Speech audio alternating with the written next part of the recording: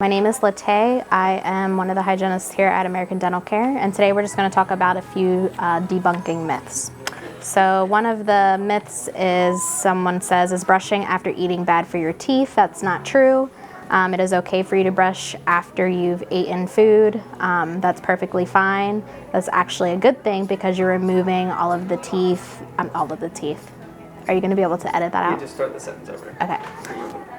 Well, I don't remember what sentence I said. Just say you're removing all Okay, it's okay for you to brush after eating food because you're just removing all the bacteria off of your teeth. And then sugar causes cavities. Not necessarily that sugar causes cavities. There's a lot of things that cause cavities. That's kind of just that's one thing that you're putting into that. So basically if you have an area that is what called decalcifies. So it gets kind of like a little bit soft, but you can't tell that it's soft.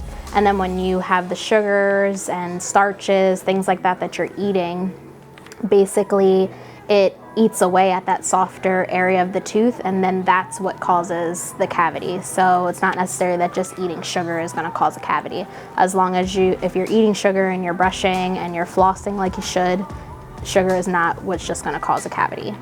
And then brushing harder cleans better. That is not true. Brushing harder actually can damage your teeth and your gums.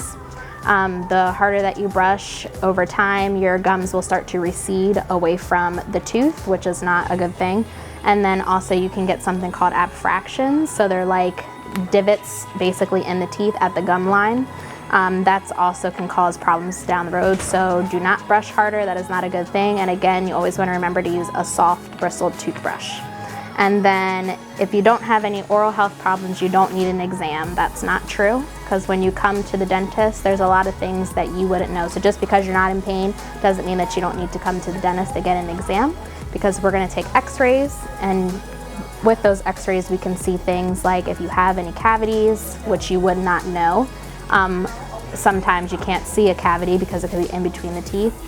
Sometimes we also will know whether or not you have periodontal disease. Those are things also that you need to come and get checked up, as well as every time that you come, we're going to give you an oral cancer screening just to make sure that there's no concerns of oral cancer. So yes, you do need to come to get an exam even if you don't have any other health issues or any problems before that. That's it.